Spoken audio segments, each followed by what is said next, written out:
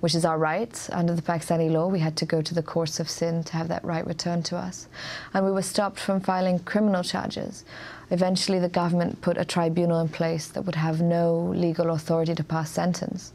But it was that tribunal that determined that the order to assassinate Murtaza Bhutto could only have come from the highest levels of government. A decade later, your aunt is assassinated then, Benazir Bhutto, upon her return to Pakistan. Who do you believe assassinated her?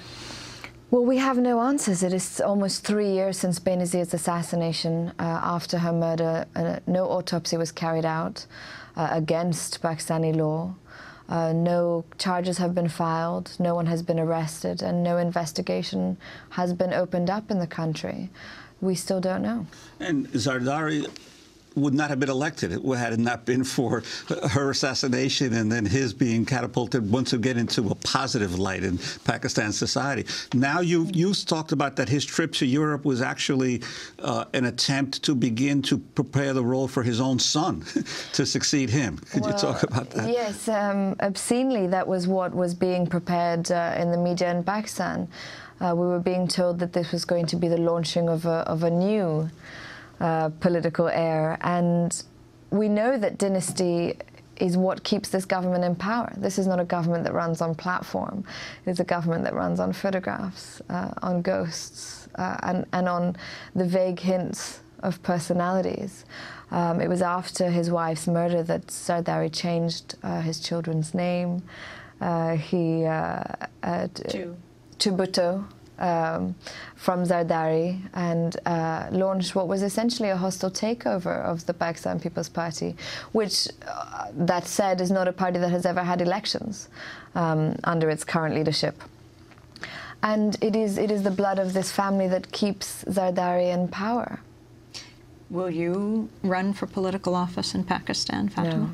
No, I refuse to perpetuate a system that at its core negates participation. I think we have to choose democracy or dynasty. And what role do you feel the U.S. plays in that issue of democracy versus dynasty, as we say? I mean, ISI, the intelligence services in Pakistan, very close to the United States. Many feel they are responsible for the formation and the support of the Taliban. Absolutely, and I think we see that America is very comfortable with the idea of dynasty, whether it's a military dynasty that follows through the ranks without any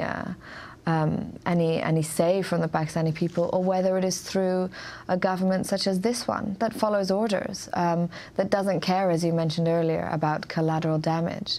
If it weren't for American money and political support, this government would not be in power. Well, I want to thank you very much for being with us, Fatima Bhutto. Her memoir is called Songs of Blood and Sword, A Daughter's Memoir.